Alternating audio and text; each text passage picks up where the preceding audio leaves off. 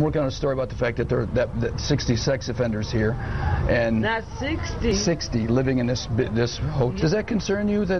Yeah, I didn't know. How long have you been? I wasn't planning on staying here. Sex offender hotels. It's a story we broke on 24-hour News 8 at 5. 60 sex offenders living in one Grand Rapids area hotel. Most of them there on the taxpayer's dime. Tonight, we have found another hotel that's home to more than a dozen offenders. And 24-hour News 8's Leon Hendricks went to that hotel and spoke with one of the former prisoners the state program is designed to help. That's right. It's really the other part of that story, the answer to why they're living in these hotels, who the program helps. It's a program called MPRI, the Michigan Prisoner ReEntry Initiative, a program the state runs to try and make sure ex-prisoners stay ex-prisoners. And we met a sex offender named James, who is part of the program. He lives in a motel and says that if it wasn't for the program, he'd probably be back living in one of Michigan's state prisons. I've been in prison 9.5 years. These are James's shoes, and after an indecent exposure conviction, they got a whole lot harder to walk in. They gave me a parole. I didn't have no place to go to, no family or nothing. James got out of prison in October. He says he's going to college, trying to make something of his life. Well, I'm going to school so I can have a business of my own. But he wouldn't be able to do it without help from the state. What they do, they give us housing like motels. We go out, try to find a job or try to go to school, try to better ourselves. The state gets a discounted rate to house multiple sex offenders in hotels, in motels, and other places around the state. They pay around $18 a night for them to live at this hotel, hoping they do things like what James says he plans to do. But it's too late, so now I'm trying to move on, put my best foot forward.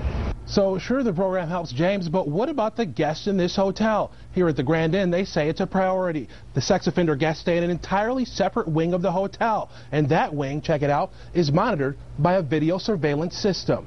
This is a blind spot, and this is a blind spot. So therefore, rooms like this, being that it's not on camera, he won't rent to any CSC case. Sex offenders aren't allowed in the pool or even on the computer at the Grand Inn, located on Plainfield near I-96.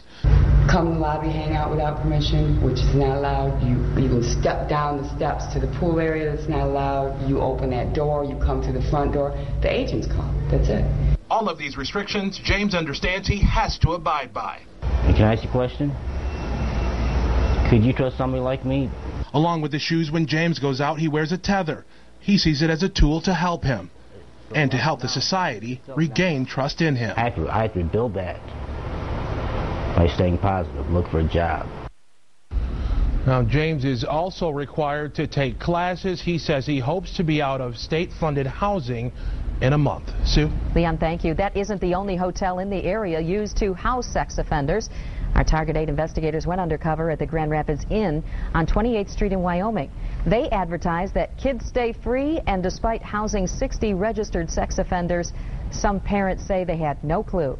The motel manager says the people the state pays to house live under strict rules to keep everyone safe. They are under control. They cannot visit anybody. They are not allowed to visit anyone or stay in the hallway. We talked with the Wyoming police, who know the sex offenders are there and say they keep an eye on things, but there has not been an increase in problems. You can see both of our reports online at woodtv.com.